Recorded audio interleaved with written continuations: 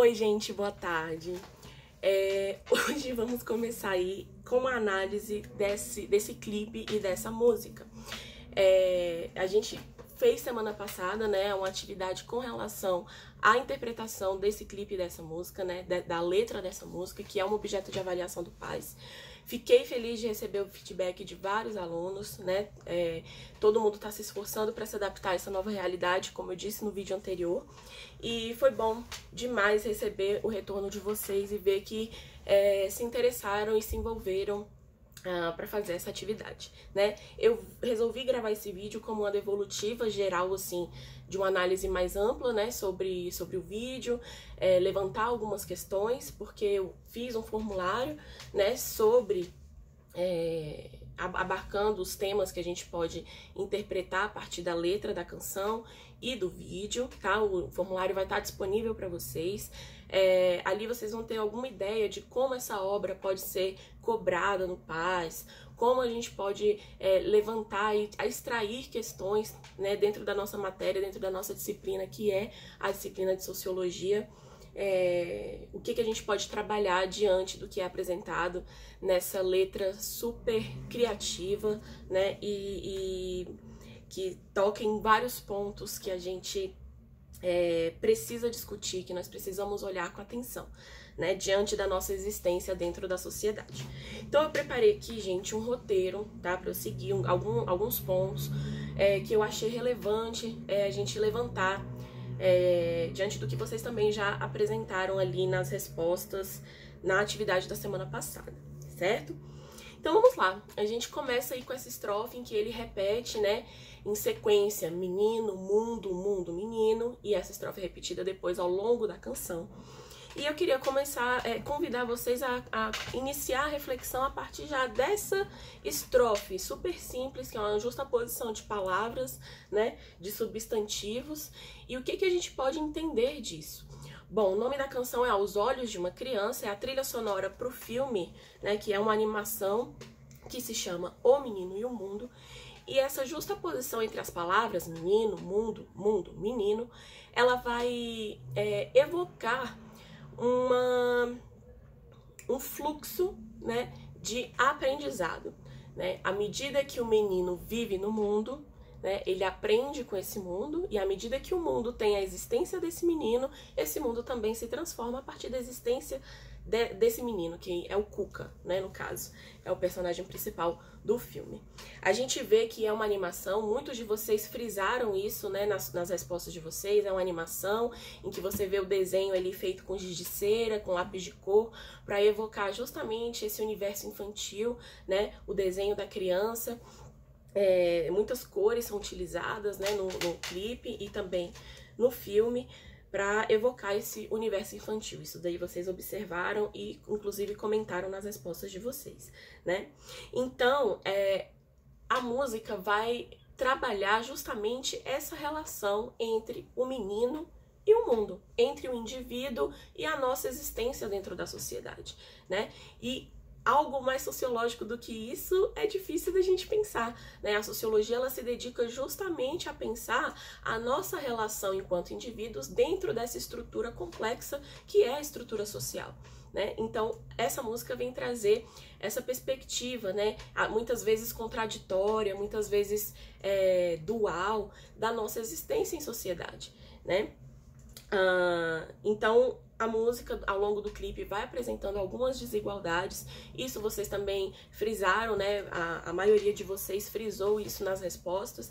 É um clipe que vai tratar do êxodo rural, né? Então, era uma família que vivia no campo e o pai sai de casa em busca de melhores condições, de melhores oportunidades, né? E aquele menino se vê ali invadido com um sentimento de confusão, de solidão, e resolve ir atrás do pai, né? E inicia uma grande aventura em que ele vai aprender, se surpreender e se decepcionar com esse mundo, né? Então, essa relação entre o menino e o mundo. E aí, aí a gente pensa já a partir do título, né, do próprio vídeo, né, da própria canção. Aos olhos de uma criança, como essa criança enxerga o mundo, como nós enxergamos o mundo, né? Muitos de vocês frisaram isso na resposta também. Nossas vivências, as nossas experiências, elas formam, né, a nossa visão de mundo, a nossa lente com a qual nós vamos enxergar e vamos interpretar os fatos ao nosso redor. Tudo isso sofre bastante influência, né, da nossa criação, a informação a qual a gente tem acesso, os lugares aos quais a gente frequenta, quais as orientações que a gente recebe, formando ali o que a gente vai chamar do nosso senso comum, né, aquele pacto social que a gente compartilha, em que a gente compartilha uma determinada visão de mundo, né? E como se apresenta esse mundo aos olhos de uma criança? Né, muitos de vocês focaram bastante, usaram a palavra inocência, né? A criança vê o mundo com inocência, muitas vezes não tem plena capacidade de compreender a complexidade de diversos eventos e das relações que existem dentro da sociedade, né? E isso é um fato, a criança e o jovem também é um ser em desenvolvimento, né? Porém, nós temos que lembrar que estamos aqui nessa disciplina como sociólogos e sociólogas aprendizes, né? Temos que tomar cuidado, às vezes, com uma idealização desses conceitos que a gente trabalha dentro do senso comum, né? A criança enxerga com a inocência? Sim, existe uma certa ingenuidade da criança, mas ao mesmo tempo a criança também é um ser ativo, né? O jovem também é um ser ativo. Ele percebe o ambiente, ele se comporta de acordo com aquele ambiente no qual ele se encontra e ele aprende, fundamentalmente, né? Ele aprende e ele reproduz, né? Ele pode reproduzir diversas práticas, né, que são ali construídas ao redor desse jovem, dessa criança. Então a criança e o jovem não estão alheios, não estão separados da realidade social, eles fazem parte, né, da realidade social. Vocês fazem parte da nossa realidade social. E é importante que as crianças e jovens sejam também sujeitos, né, dessa realidade social que se apresenta.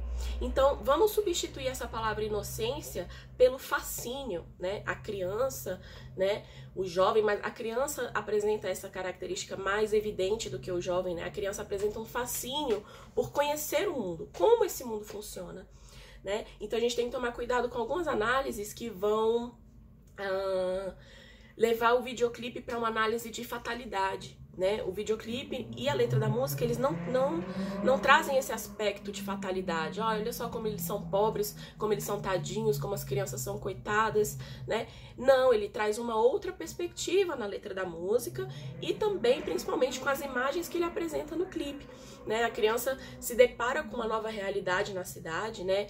Uma confusão, um misto de sensações, né? Então, tem determinado momento no clipe em que aparece, usam muitas cores e o menino tá ali, passam muitas pessoas de variados tamanhos e variadas cores, representando a diversidade, né, que a cidade traz, com essa mistura de pessoas que vêm de diversos lugares, a migração que traz essa potência de diversidade dentro da cidade. Isso pode ser confuso e grandioso, né, aos olhos de uma criança, mas é também fascinante, né? A criança quer entender e se colocar diante dessa diversidade toda, certo?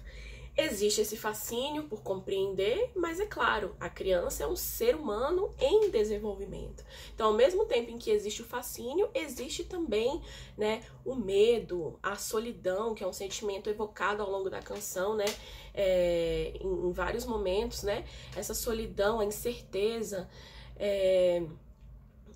atos de violência que se apresentam, né, na nossa sociedade e que as crianças e jovens estão expostos, muitas vezes, como eu disse, reproduzem esses atos de violência, né, às vezes dentro do próprio ambiente da escola, dentro do próprio ambiente familiar, que são instituições, pequenas instituições sociais que muitas vezes reproduzem práticas, né, violentas dentro do seu seio familiar, dentro do ambiente da escola. Então, a música ela evoca essa contradição.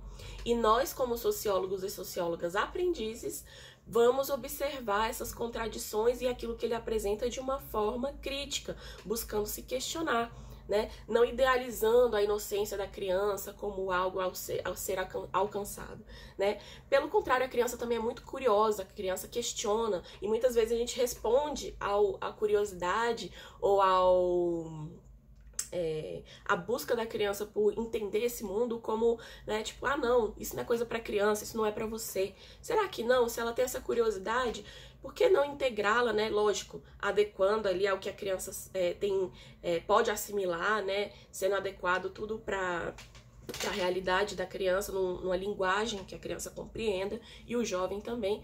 É necessário a gente falar sobre essas questões da sociedade, inclusive a violência, inclusive a exclusão social, inclusive as desigualdades. Afinal, crianças e jovens estão expostos e vivem nessas condições desiguais. São expostos a situações em que essas desigualdades ficam evidentes, né? Muitas vezes a gente, vivendo no automático, no senso comum, a gente não para pensar como essas desigualdades impactam nas nossas existências, né? Mas elas estão constantemente ali nos rondando, certo? Gente, eu vou me atentar aos tópicos, já são 11 minutos de vídeo e eu tô buscando fazer vídeos concisos. Vocês sabem que se deixar, eu falo mesmo, né? Então, pessoal, a música apresenta diversas contradições, né? Na sua própria letra, na sua própria construção, o Emicida une ideias que são contraditórias. Eu escrevi aqui alguns versos, né, que vou citar para vocês agora. Então, ele fala: selva de pedra, menino microscópico. Miséria soa como pilhéria, fadiga para nós, para eles férias, né? Esses foram só alguns versos que eu anotei aqui que expressam essa contradição, são ideias contraditórias. Então tem selva de pedra, é algo grande, é algo de magnitude, né? E mais, selva de pedra me dá a impressão de algo, né, difícil, de algo desafiador de lidar. Menino microscópico. Então, a criança já é um ser pequenino e ela é diminuída diante dessa realidade que a engole, né? Nessa selva de pedra, né?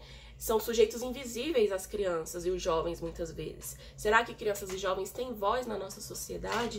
Né? Qual o espaço que crianças e jovens ocupam dentro da nossa estrutura social, dentro da nossa própria estrutura escolar na educação, né?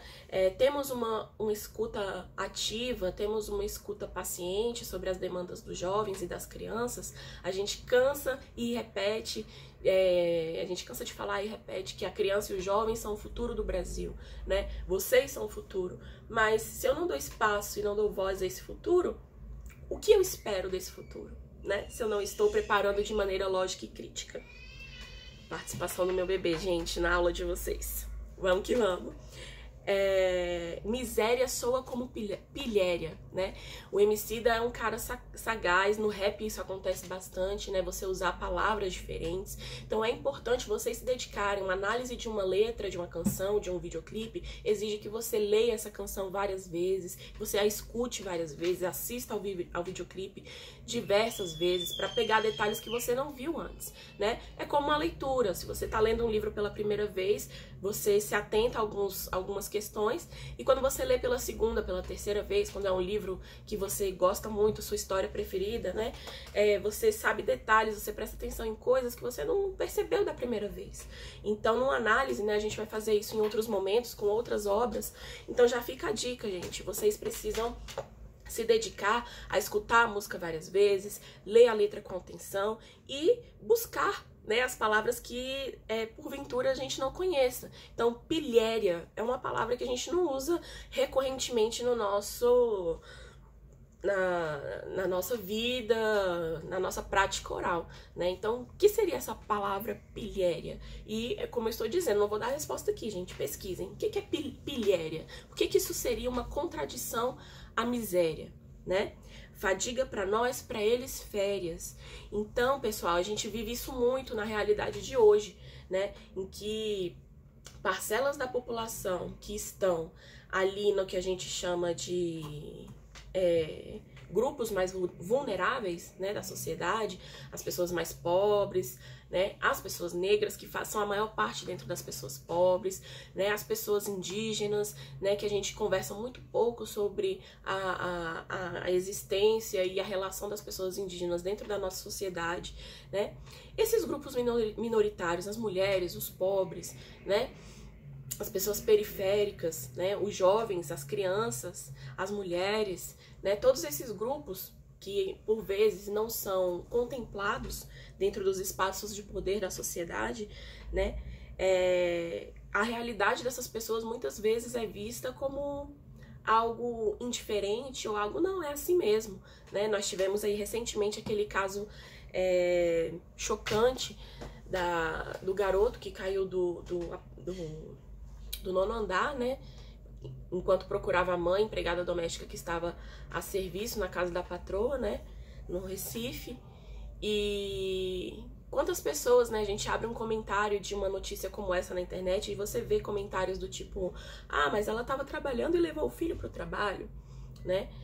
Tipo, minimizando a morte do garoto, né? Então, assim, e ela trabalhando em plena pandemia, quando a gente sabe que é um momento que a gente tem que estar isolado, né? Não é como se fosse a família da patrona, é como se a família fosse uma família que não pudesse dispensar essa empregada doméstica e continuar pagando o salário integral. É uma família rica de Recife, né? Uma família conhecida, inclusive, por ser uma família de posse, de uma família rica. Então, essa mulher estava se expondo ao vírus, se expondo, indo trabalhar diariamente, né? As escolas estão fechadas, como a gente sabe, precisou levar o filho ao trabalho, né? E aconteceu toda essa situação.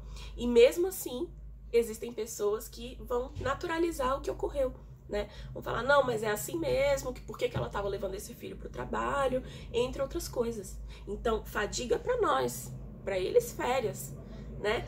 Então a patroa estava fazendo as unhas enquanto a empregada passeava com o cachorro, né? E deixou o filho lá, sob a supervisão dessa mulher.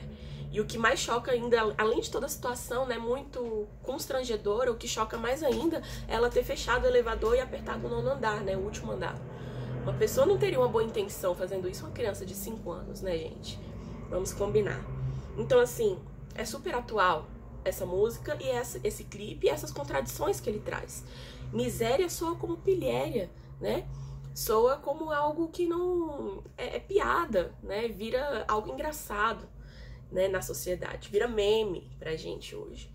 Então tem pessoas que se divertem com isso, com a miséria das pessoas, com essa situação degradante, com a desigualdade social, né?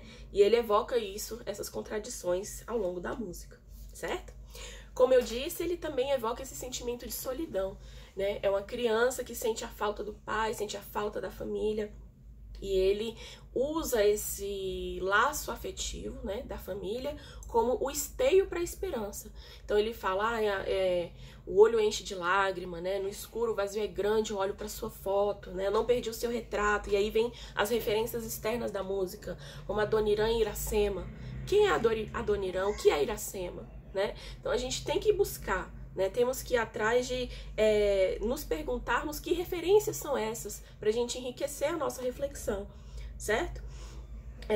Então, se você pesquisar a música, né? Essa aqui no caso é uma música, Adoniran é o intérprete, né? O cantor, e Iracema é a música a qual ele dedica, que é a amada que morre e ele perde o retrato. Eles iam se casar e ele perde o retrato e ele sofre, né? Fica no lamento de solidão diante da perda do retrato, e ele guardou somente o sapato. E aí o Emicida faz essa referência, né? Não perdi o seu retrato. Então ele olha ali para a foto da família, é o esteio, é o que dá esperança. Isso mostra o quê, pessoal? A gente precisa de uma zona de segurança, todo ser humano, né? A gente não nasce ser humano, a gente aprende a ser humano convivendo em sociedade. A gente aprende a falar, a gente aprende a andar convivendo com as pessoas ao nosso redor, né? E à medida que nós vamos crescendo e vamos nos desenvolvendo, aprendemos nesse intercâmbio entre menino, mundo, menino, certo? E aí, pessoal, tem uma parte aqui bem interessante da música, eu vou colocar aqui, vamos ouvir essa parte.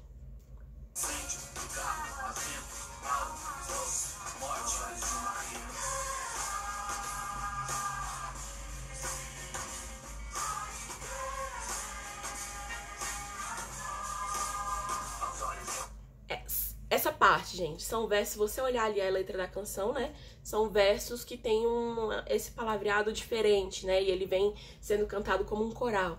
Ai, gelade, ai, engrene. Vê que eu posso cantar, gente. Posso ir pro The Voice já, né? Posso desistir de ser professora e ir pro The Voice. KKK. Então, essa parte, alguém teve a curiosidade de pesquisar o que isso significa, né? Isso pode remeter a um coral de crianças, mas às vezes pode parecer, não sei, lembram algum cântico africano ou não? Mas o que significam essas palavras? Alguém teve a curiosidade? Ninguém comentou sobre isso, né, nas respostas que vocês enviaram sobre as análises. Que trecho, são esses dois versos, né, que são repetidos aí ao longo da canção, o que eles significam? Não vou dar a resposta para vocês. Dei uma pesquisada e no formulários, quando vocês responderem, vocês vão entender um pouco melhor sobre essas estrofes, né? Por fim, gente, eu já comentei, né, um pouco sobre isso, né, como que a criança, o jovem é visto na sociedade. Ele mostra ali... Caetano tá bravo, gente.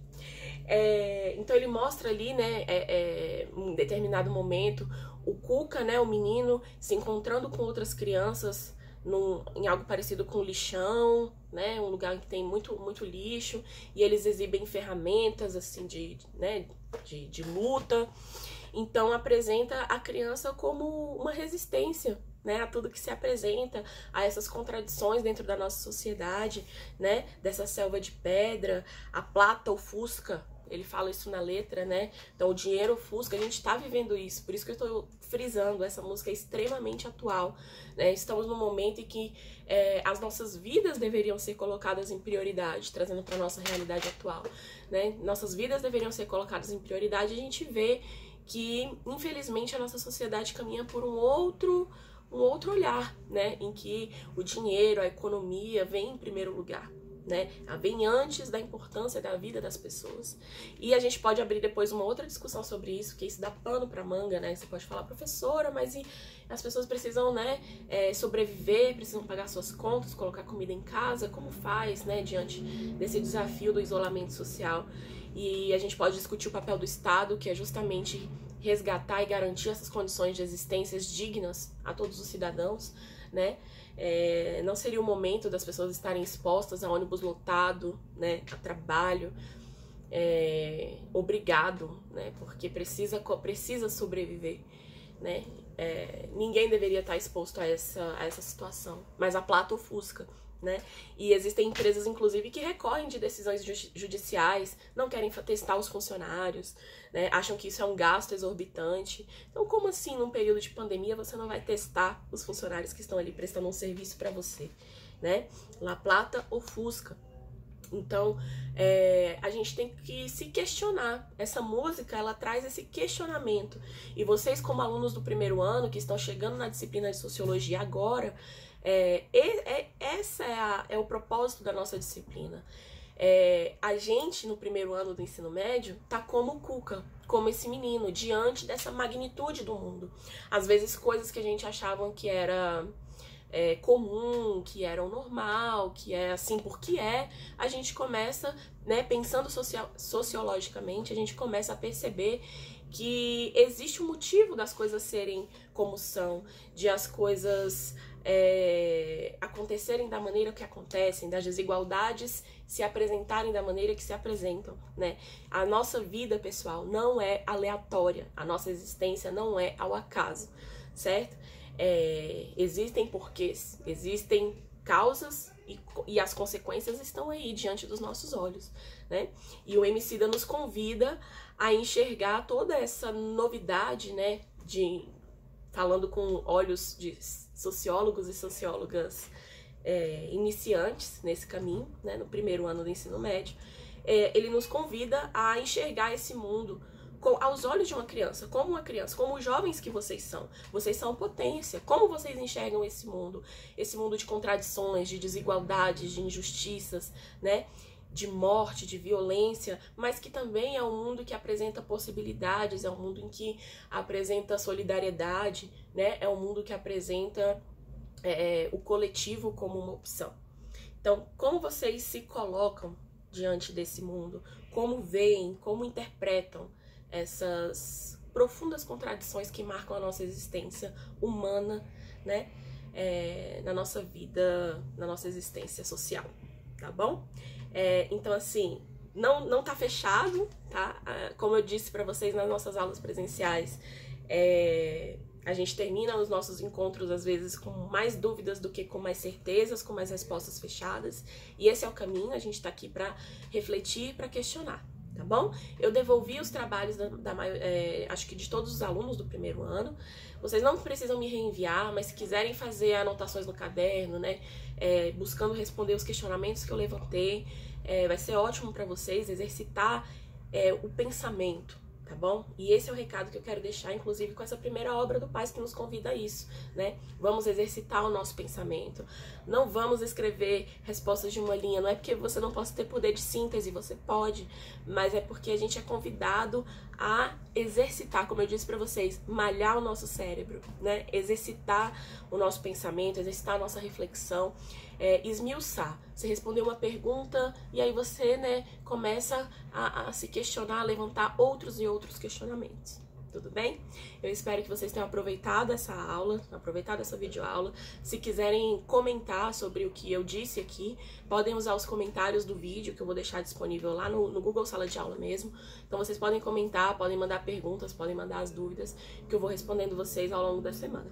Tá bom? Espero que vocês tenham aproveitado, assistam de novo o clipe, leiam de novo a letra da música, sejam curiosos, busquem essas palavras que são diferentes, que vocês não conhecem, respondam ao formulário, tá? E a gente se vê na semana que vem, tá bom? Um beijo e fique com Deus.